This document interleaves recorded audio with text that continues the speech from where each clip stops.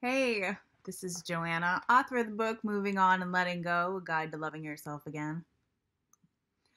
Today's topic. Today's topic is grounding.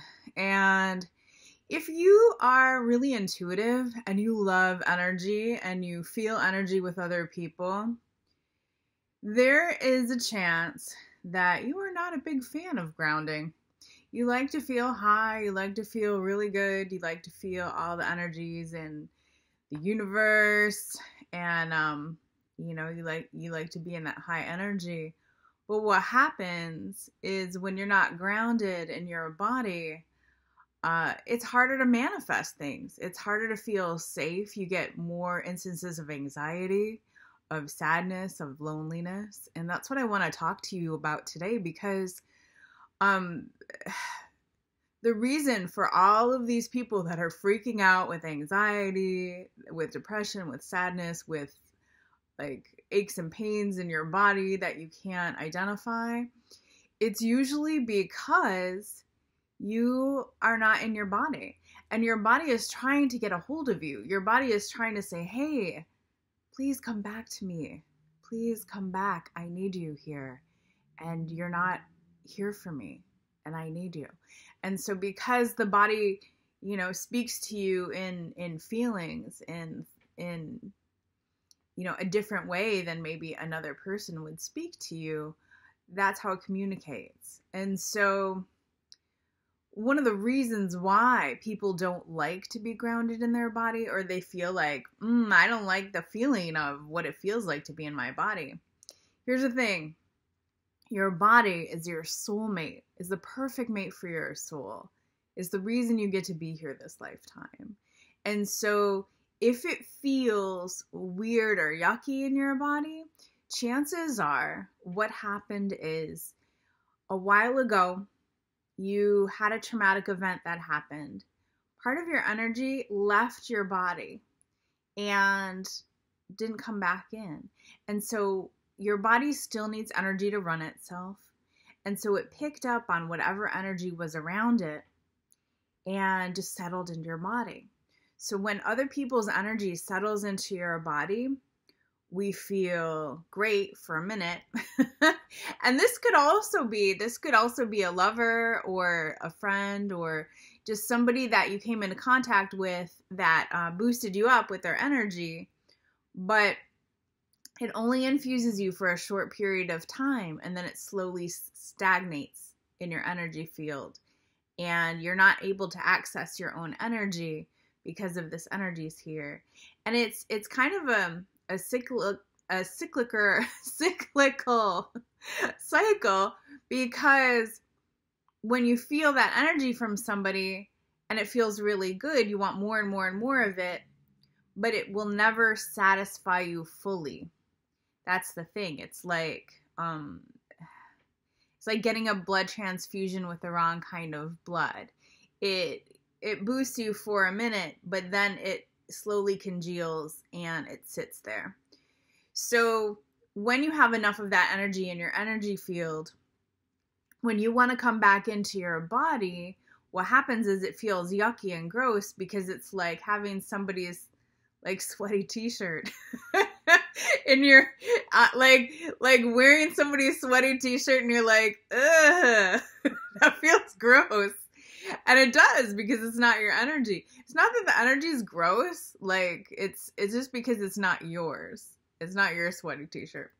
So what you want to do is find the energy that's not yours in the body. Find the energy that feels yucky, that feels gross, even aches or pains in the body. Go to those places that feel uncomfortable. Our first instinct is to take off and not want to feel them. But in this instance, I want you to go into them and feel what it feels like. And then breathe and relax into it, and then allow it to leave your energy field. And I do this sometimes with the breath, just to kind of get a sense of releasing it. So I'll breathe in, relax into it, and breathe it out. And my intention is to breathe it back to whoever it belongs to. The energy won't feel bad to them because it's their energy. And if it's someone else's energy, you know, they love it. If you don't feel like sending it back to them, you can send it to the earth for recycling. You can send it to the sun. You can do anything that you want with it, but get it out of your energy field because it's not serving you anymore. And even if it did feel good at one point in time, it probably doesn't anymore. You're remembering a time when it did feel good, but at this point, no. So release it back to whoever it belongs to and keep diving into these feelings, into this heaviness, into this feelings of yuckiness, and just keep breathing it out, breathing it out, breathing it out until you feel a calm peace in your body. So when you are clear of everyone else's energy, there'll be no more thoughts. There'll just be this clear, calm feeling of peace. Yeah. And then it feels good to be in your body. If your body is clear of everyone else's energy, it will feel good to you to be in your physical body. Because again, this body is your soulmate. It's the reason you get to be here this lifetime. And so it's the energetic frequency of your body should be a match for your spirit. Like that's why you're here. Like this is your primary relationship. The being that you're going to be with your entire life is this physical body. So come back down into it. And that's what we do. We release the energy that's not ours, and then we come back down into our body. So I wanted to share this message today because I felt like there's so many people that are struggling with this anxiety, with feeling scattered, with feeling out of sorts. And I want you to know that it's possible to feel calm and relaxed and grounded in your body once you get rid of that, you know, everyone else's energy. There's also something that happens where we connect in. If we take someone's energy and we breathe it in and we have it in our field, that's one thing. Sometimes we want to have a direct line to them and their energy. And that's when we create an attachment. And so these attachments, the Buddhists say attachment leads to pain and suffering. Well, the attachments in your energy field, sometimes they're called cords. And the attachment cord that is created between you and someone else is it's like a USB cord. You can transmit energy back and forth and information back and forth. And that's why we feel super connected and we can be telepathic with another person. And, we feel really connected to them. And that's great most of the time until it's not.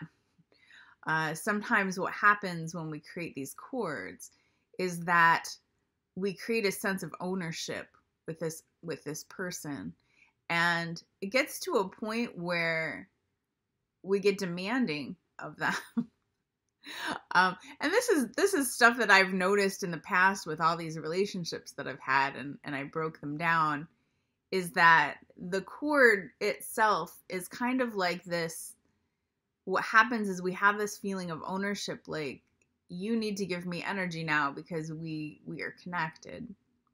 And it's really important for you to be how I want you to be because you're a part of me. It's like we kind of claim this other person as a part of ourselves.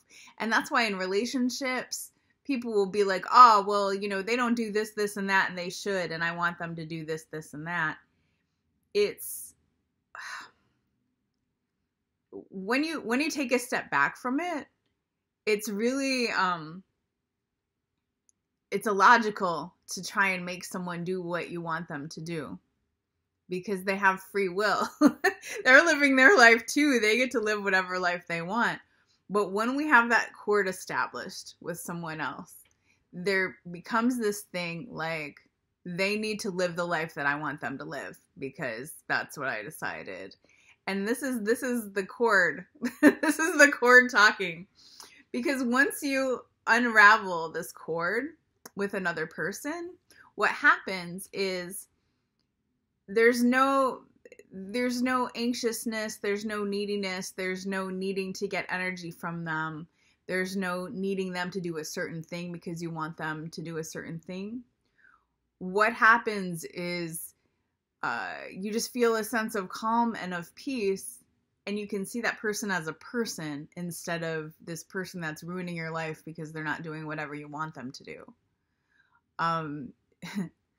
You know, and I've been on both sides of it.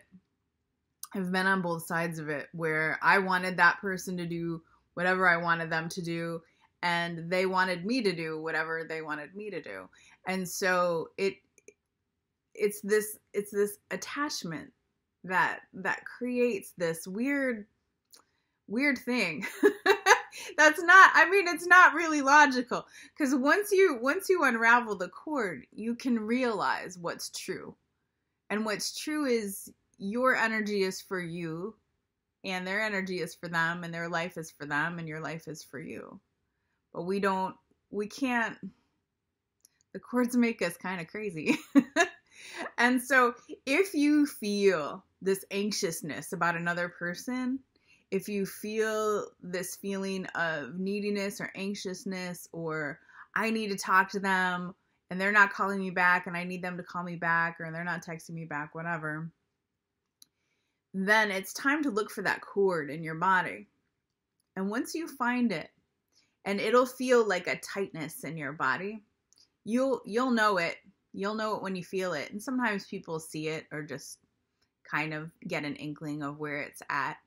I want you to breathe into it and just imagine that there's two hands together. You're holding on to them. They're holding on to you. And just breathe and relax into the connection where it's at. And then you can call to an angel or a guide and just ask that hand that belongs to them be taken back to them, and that they receive whatever they need, whatever they want to make their life better. And then wherever it was attached to you, just breathe into it and give yourself some extra love. You know, tell yourself that you're safe and you're loved and that you're present right now for yourself. And as you breathe into that space, whatever that space is where the connection was, you'll feel more of a sense of presence, and that anxiety will be released, and you'll just feel more calm. It's kind of crazy because before the cord is detached, you'll feel like, I can never get rid of this. No way, I have to hold on to it forever. Once the energy and the cord are totally released from your body, you feel so much different. You feel so much different. And you're like, oh, what was that all about? Like, And all of the emotions, all of the anxiety, all of the neediness, clinginess, it's gone. It's totally gone. And that's what I talk about in my book as well. You know, I talk about the cords and the energy.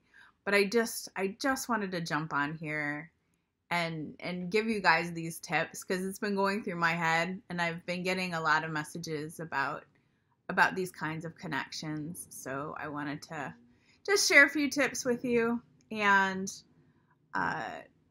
you know, I hope they serve you, and I hope you get a lot out of it. Thank you so much for listening, and I'll see you next time.